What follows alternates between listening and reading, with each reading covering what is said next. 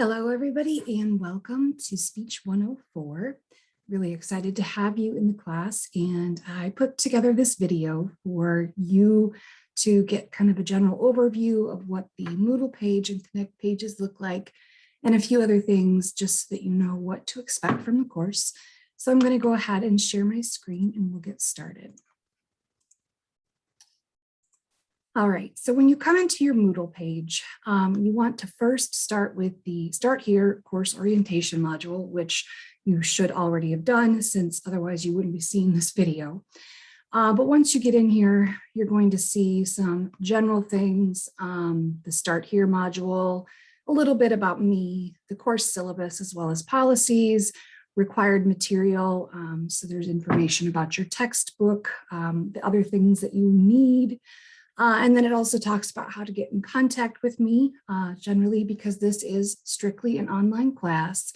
It is best to email me to bchambers01@swmish, which all that information is in there, or send a message to me through the Moodle chat feature, which is up here in the right-hand side, the little chat bubble. There's also information about the assignments, the weekly schedule, which we'll get in together more momentarily, and then grading overview. There is a module dedicated to general resources that SMC provides, so I encourage you to take a look at that. There might be some things in there that you weren't aware of that are available to you. But some of it is more just optional. But for sure, you are going to want to go through the Start Here module and really look at every page, read it closely. And then I should also give a caveat, kind of going back, as I said, this is strictly an online class. We will not be meeting in person. We will not be having Zoom or Google Meets meetings. This is entirely asynchronous. So you have to be very regimented and really follow the schedule that I set for you guys so that you don't fall behind. And you need to stay to the schedule just because this is an accelerated course. It being a summer course, it's only 10 weeks versus the traditional 16-week course. So it's very fast paced, and it's going to take a lot from you to stay on top of assignments to make sure that you pass the class. So let's go and talk about assignments.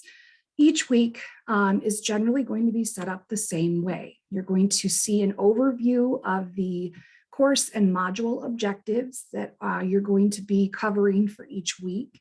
And then there will also be a task list giving you an overview of what you need to be working on that week. I ask that you follow that chronologically, do the first thing first, the last thing last. So for week one, you're going to need to register for Connect, which I will show you more about. And then from there on, it will be about the same every week. You're going to be reviewing the chapter material. So you're going to need to review the video lectures that I have set up for you. You can also refer to the PowerPoint presentations. Those are just static presentations that I follow within those video lectures, but those are there if you want to reference them. You'll also need to read the textbook material for each associated chapter for the week and do that first before you start your assignments. Otherwise, you probably won't have an idea of what you should be doing. Then you can continue on. Each week, you're going to have at least one discussion board and at least one general assignment. The first week, I actually have two discussion boards for you because one of them is just a general introductions discussion board. Since we don't get to meet, this is a way that you guys can get to know each other a little bit. So you're going to be completing that, as well as a general discussion board that covers the topics for that particular week. In terms of discussion boards, if you're not familiar with how those work, you'll come in, read the prompt, and then you will add a new discussion topic by clicking that button and then put in a subject and then type in your initial response. Initial responses are due every Thursday by 11:59 p.m. Those have to be at least 250 words. And then by Sunday of the same week, you're going to reply to a minimum of 2 of your peers. Each of those responses should be about 100 words. In total, your responses should be 200 words minimum. If you need to, you can respond to a third peer. Sometimes maybe you don't have as much to say and you need that third post to meet that 200 word minimum. That is fine. So again, initial posts due by Thursday, responses to your peers due by Sunday, and that is outlined in all of the discussion boards. So then once you're done with whatever you're going to post, you just post to the forum, and then you can return and review other people's posts and respond to them. I'm going to cancel that. We don't need to talk about that. And then general assignments, again, they're going to have all of the details on how you complete them. Make sure and review those details and follow the instructions. I don't want you guys to lose any points for maybe missing something. And then you find out afterwards, oh, shoot, I didn't read it as closely as I should have. When it comes to grading, there will be rubrics that I follow for all of the assignments. So you have the option of reviewing those rubrics within the assignment to see exactly how you'll get graded on those. But the rubrics are also available for review in that grading module within the Start Here module. Of course, you're going to be able to see when the item is due. Right now it's a countdown, and then they'll also pop up for you on your calendar so you can keep an eye on any upcoming assignments as well. But like I said, typically a minimum of 1 discussion board and a minimum of 1 assignment per week. Some weeks there will be 2 discussion boards potentially and 2 general assignments. Since again, this is a condensed course, so we might be covering more than 1 chapter per week, thus the additional assignments. You're also going to see for every few chapters, a journal assignment that's going to be due. I'm sorry, went to the wrong week. Journal assignments I have labeled as entries, same thing. Those are going to be due every 3 chapters. So your first one is going to cover chapters 1, 2, and 3. Your second entry would cover 4, 5, 6, and so on. And they're due every 3 chapters. In our case, sometimes this is every 3 weeks, sometimes it's every 2, depending on how many chapters you cover for that particular specified amount of time, excuse me. These, I have all of the details on the length and the requirements of those, and then what they should contain, as well as an example entry so that you can see a journal that a student has done in the past that I deem, more or less overly proficient. So they did a pretty good job. So you can look at that to get an idea of what types of things you might cover, how you cover them, etc. So make sure that you are keeping track of some of the things that you're noticing as you're reading or watching video lectures that you feel like you might want to journal on. And you can even do that as you're going, rather than waiting until right when the journal is due. You're also going to have, over the course of the semester, you'll want to keep in mind that you're going to have a, I would say, term paper that is going to fall at the end of the semester. And I goofed. It's actually the last week that it's due, forgive me. Your interpersonal communication paper. This is very similar to how you're doing your journal entries, but it's something that you want to keep in mind throughout the semester because it's a culmination of all the things that you've learned. You want to bring in topics that we've covered throughout the textbook, so you want to be looking forward for that. The end of the semester also contains a final exam. You don't have a midterm, so you don't have to worry about that. But at the end of the semester, you do have a final exam that's taken in Connect. And the week before, week 9 in this case, you're going to be completing a mock final. It's 4 extra credit, but it is required. You guys do need to complete it. And whatever you earn on that mock final is going to give you credit, extra credit towards your final exam. So it's very important that you are aware of that you do complete it, because it will help you with your final exam total. The mock final is also taken in Connect, and so you'll be accustomed to seeing the types of questions that you'll encounter because you'll be doing Connect work every week. And then you might even see the same exact questions that you've completed before, because it pulls from a test bank that is created from McGraw-Hill Connect. And it might be things that have already been covered in previous weeks. So definitely important that you stay on top of your Connect work so you're prepared. On the topic of Connect work, anytime you're on any of the Moodle pages, you're going to see a toolbar along the right-hand side of the screen for this McGraw-Hill campus link. So no matter where you are, whether you're on the home page or within one of these weeks, you'll be able to access the McGraw-Hill campus or Connect link. I usually call it Connect over here. So this is going to look a little bit different for you because I'm already registered. And so you will, when you first come in, have to register for Connect by locating the title of our textbook and then using your code that you purchased either online or in the bookstore in order to access the online features. You have to have a Connect code to complete the work in this course. The textbook is optional, but the online code is required. And the reason the textbook, the hard copy, is optional is because everything in that textbook is available online as well. So you don't actually need a hard copy. Once you get into Connect, yours will look different from mine. So I'm going to switch over to student view so you know exactly what it's going to look like for you. And I don't have all of these due dates set according to what you guys are going to be following, but that's not the point of this video, so don't worry.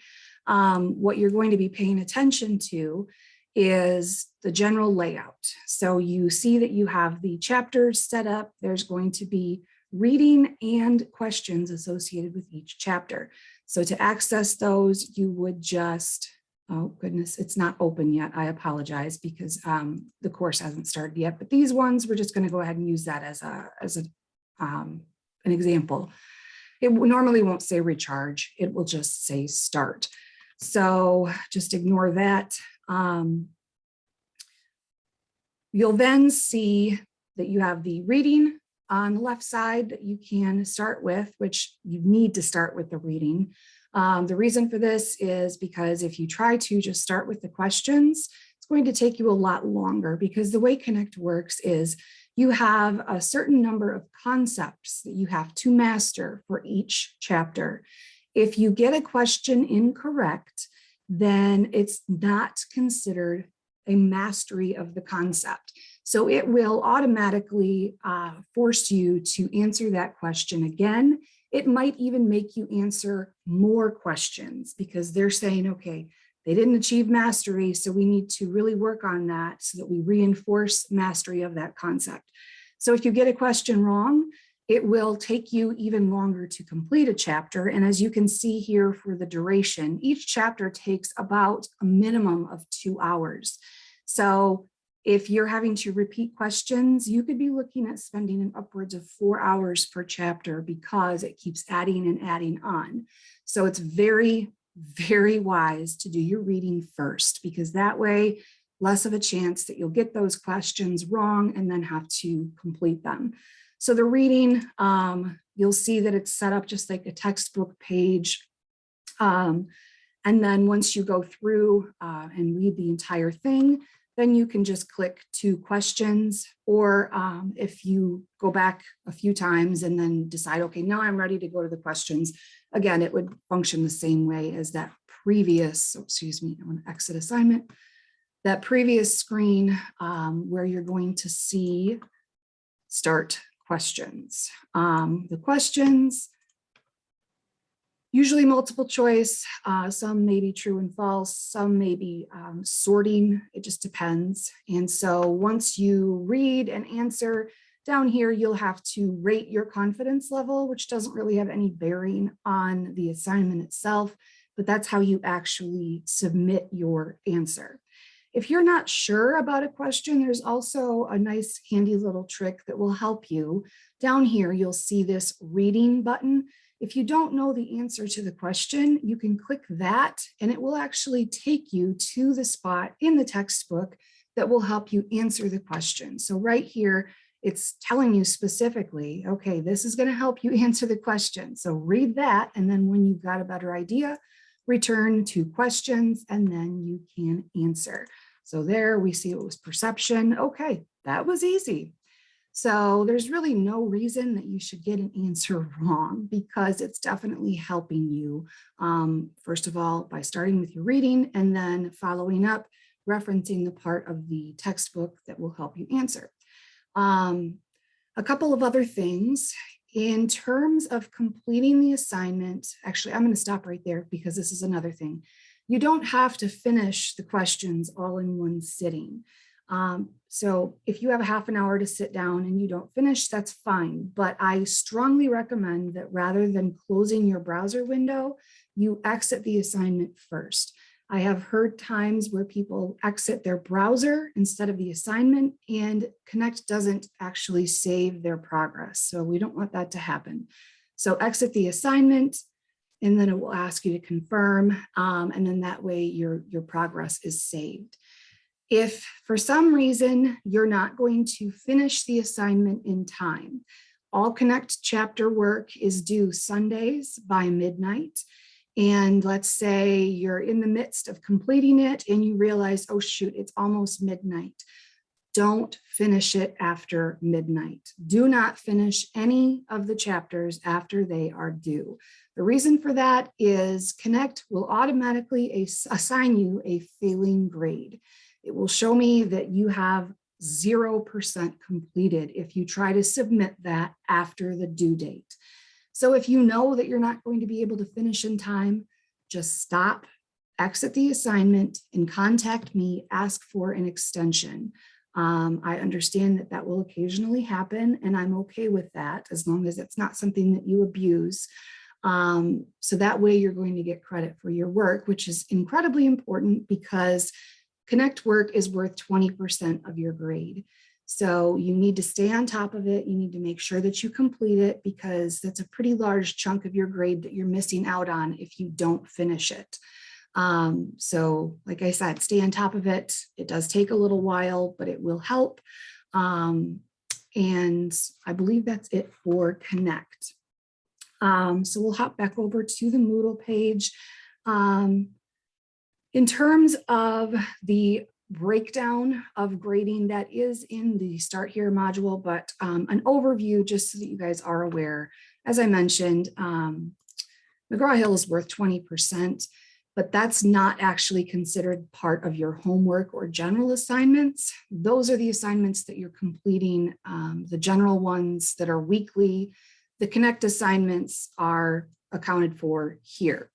Journal entries are also worth 20%. Your final exam is worth 20%. So as I mentioned, very important to study and take your mock finals so you can get a good grade in the class.